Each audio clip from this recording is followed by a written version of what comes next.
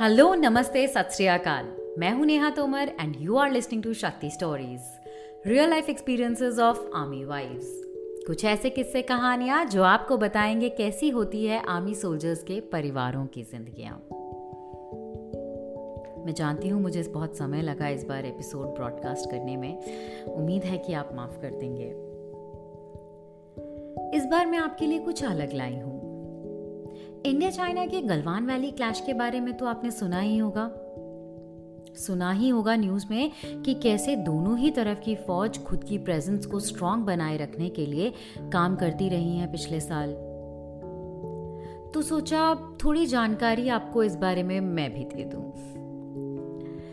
Borders पर कभी भी जंग छिड़ जाने वाले माहौल में इंडियन आर्मी अपना काम शुरू कर चुकी थी और इस ऑपरेशन को नाम दिया गया ऑपरेशन स्नो लेपर्ड। क्या आपने सोचा कि लेपर्ड ही क्यों, चीता क्यों नहीं, जबकि दोनों सिमिलर से ही दिखते हैं? That's because चीता may be the fastest land animal, यानी जमीन पे दौड़ने वाले सबसे तेज जीव होते हैं, लेकिन लेपर्ड आर superb climbers, पहाड़ चढ़ सकते हैं। And Operation Snow Leopard was all about capturing all those Himalayan peaks where China could have tried to make an intrusion. वो सब जो एक जंग लड़ने के लिए जरूरी है, वो सब कुछ अब इस ओर शुरू हो चुका था। इंडिया ने काफी सक्सेसफुली अपने पोस्ट्स वापस भी लिए और डटकर खड़े भी रहे उन बर्फीले पहाड़ों के बीच। कईयों ने अपने दिवाली, न्यू ईयर सब वहीं मनाए। मेरे कुछ दोस्तों को पता चला कि डीजे भी वहां थे, तो कुछ ने फिक्र जताई और कुछ ने दुआ मांगी कि जंग ना हो। पर फिर कुछ ऐसे भी थे जिन्होंने कहा, हाँ, लद्दाख गवर्नमेंट काफी सपोर्ट कर रही है आर्मी को, फाइनेंशियल एड्स, राशन, कपड़े वगैरह वगैरह, तो सब अच्छा ही होगा, डोंट वरी। उस वक्त गुस्सा तो मुझे बहुत आया उनके इस इग्नोरेंट रिस्पॉन्स को सुन के, पर फिर सोचा जाने दो, उनको क्या ही पता है कि क्या हो रहा है। उनको क्या पता कि फौज किन हालातों में और कैसे काम कर रही है। अब अपने घर पे तो सब सुविधाओं के साथ होते हुए लोगों को घर पे बैठना सताता है लॉकडाउन में, तो वो क्या ही समझेंगे कि क्या होता है जब आपको सुबह उठ के वॉशरूम जाने तक के लिए पानी के पिघलने और गर्म होने का इंतजार करना पड़े। Forget about any kind of internet connectivity there.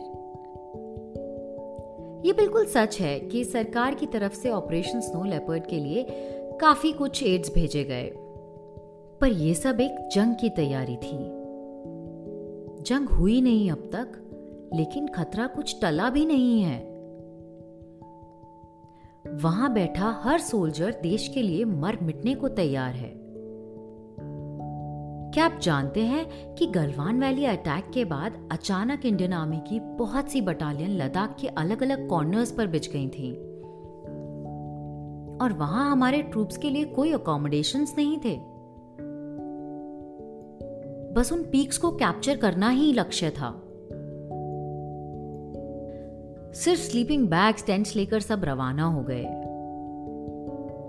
या that could have been quite a costly affair, right? But not costlier than your soldier's life. हम उनको परमानेंट शेल्टर तुरंत दे नहीं सकते थे, तो जब तक शेल्टर्स तैयार होते तब तक हमारे सोल्जर्स -50 डिग्रीज में उन टेंट्स और स्लीपिंग बैग्स में सोए हैं, जिससे कि वो जिंदा रह सकें अगली सुबह देखने को, ताकि अगले दिन फिर वो जंग की तैयारी में जुट सकें। Isn't it bare minimum that a country would do for its soldiers? जहां वो ड्यूटी पे होते हैं वहां इंटरनेट क्या, फोन भी नहीं लगते।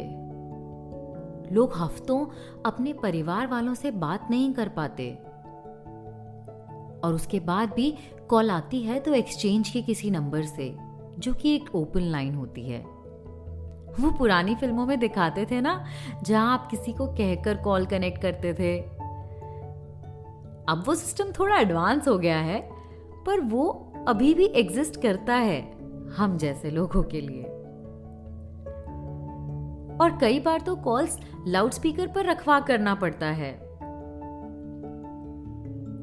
डीजे अपने आर्मी लाइन से कनेक्ट करेंगे रेजिमेंट में, और वहां से कोई मुझे कॉल करेगा और दोनों फोन्स को स्पीकर पे रख के आप बात करेंगे। पहली बार जब डीजे ने मुझे ऐसे कॉल किया, वो मुझे बस बार बार यही कहते रहे, फोन लाउडस्पीकर पे है, फोन लाउडस्पीकर पे है, इस डर से कि कहीं मैं कुछ ऐसा वैसा ना बोल दूं कॉल पर। पहले दिन तो मैं भूल ही गई कि मुझे डीजे से क्या बात करनी थी। फिर अगले दिन के लिए आप मानेंगे नहीं, मैंने नोट्स बना के रखे कि जब कल कॉल आएगा तो ये चीजें मुझे बात करनी है। हाई ऑल्टीट्यूड में घूमने जाना 8-10 दिन के लिए और वहां परमानेंटली रहना, दो बहुत अलग बातें होती हैं। ऑक्सीजन लेवल्स हमेशा इतने लो रहते हैं कि वहां जरा लापरवाही आपकी सेहत के लिए बहुत हानिकारक हो सकती है। बाय द वे, खाने के नाम पर बहुत ही लिमिटेड चीजें पहुंच पाती हैं वहां तक। यहाँ की तरह ऑप्शंस बहुत नहीं होते उनके पास। वहां कई कई दिन सिर्फ एक ही तरह की दाल या आलू खाकर गुजारा करना पड़ता है, क्योंकि ज्यादातर सब्जियां वहां खराब हो जाती हैं। इसलिए dried and packed foods are generally sent in abundance to ensure कि बिना सब्जियों के भी सरवाइव कर सकें ट्रूप्स। क्या आप जानते हैं कि वहां उन वेदर कंडीशंस में ब्लड गाढ़ा होकर जम जाता है, जिससे कि हमारे सोल्जर्स को हार्ट अटैक का खतरा बढ़ सकता है। तो स्पेशल राशन में, जिसमें नॉर्मल खाने के अलावा ऐसी चीजें भेज रहे हैं जिससे कि ये अवॉइड किया जा सके, तो क्या ये गवर्नमेंट की बेसिक रिस्पॉन्सिबिलिटी नहीं है? प्रॉपर न्यूट्रिशन तो वैसे भी नहीं हो पाता ऐसी जगहों पर, लेकिन जो चीजें जरूरी हैं उस मौसम से लड़ने के लिए, वो तो प्रोवाइड करना कोई एक्स्ट्रा कॉस्ट नहीं हुआ मेरी नजर में। Frostbite and chilblain are some of the most common cold injuries that our soldiers have to face. ये सब जो मैं आपको बता रही हूं, यकीन मानिए कुछ एग्जैजरेट नहीं कर रही। कई लोग वहां सिर्फ वेदर कंडीशंस के चलते ही अपना दम तोड़ देते हैं। हाल ही में मैंने सुना 12 गार्ड्स के हवलदार सुरेश सिंह भदौरिया, उनकी डेथ भी ऐसे ही हुई। और ऐसे भी कई लोग होंगे जिनकी जानकारी हम तक नहीं पहुंचती। और इस सब के बाद भी ऐसे भी कई मौके होते हैं जब ये सब होते हुए भी आपके किसी काम का नहीं होता। जैसे कि अभी हाल ही में डीजे कहीं पर रेकी के लिए गए थे। रेकी एक रूटीन अफेयर होता है ऐसे इलाकों में फौजी के लिए। एक नई लोकेशन एक्सप्लोर करना, फिर वहां पे अपने आप को कैसे एस्टैब्लिश करना है, उसके स्ट्रैटेजीज बनाकर अपने सीनियर्स को अपडेट देना। वो वहां निकले अपनी टीम के साथ पैदल रेकी करते हुए, जब उनके रास्ते में एक वाटर स्ट्रीम आई, जिसको पार करने का उनके पास कोई तरीका नहीं था। कई किलोमीटर्स तक ना कोई हेल्प, ना कोई फोन कनेक्टिविटी, नथिंग। आप मानेंगे उन्होंने वो रास्ता कैसे पार किया? अपने पैंट्स की सारी लेयर्स, प्लीज नोट सारी लेयर्स, क्योंकि इतनी ठंड में सिर्फ एक पैंट से काम नहीं चलता वहां। अपने पैंट्स की सारी लेयर्स और अपने बूट्स उतार के गले में टांग कर उन्होंने वो रास्ता क्रॉस किया, जिससे कि वो पूरे गीले ना हो और पार करके वापस सूखे कपड़े पहन सके बाकी का रूट कवर करने के लिए। ये तब जब हम यहाँ लेह में बैठे अपने हाथ ठंडे पानी से धोने में कतरा रहे थे, वो और उनकी टीम आधे कपड़ों में एकदम बर्फीले ठंडे पानी की लहरों से गुजर रहे थे। आपने बहुत देखा होगा बर्फ पे ड्यूटी करते हुए जवान्स की फोटोज। आप में से कई लोग खुद भी गए होंगे ऐसी कई जगहों पर घूमने अपने फैमिली और दोस्तों के साथ। जब ये बर्फ डेंस होती है तो उस पर चलना आसान होता है, लेकिन ऐसे वक्त जब बर्फ पिघलने का समय होता है तब उस पर चलने से वो धंस जाती है। तो अपनी मुश्किलों को थोड़ा कम करने के लिए उन्होंने बर्फीले पहाड़ घुटनों से रेंगते हुए क्रॉस किए। तो दोस्तों, मात्र स्पेशल राशन और स्पेशल कपड़ों के भरोसे तो ऑपरेशन स्नो लेपर्ड सक्सेसफुल नहीं होता।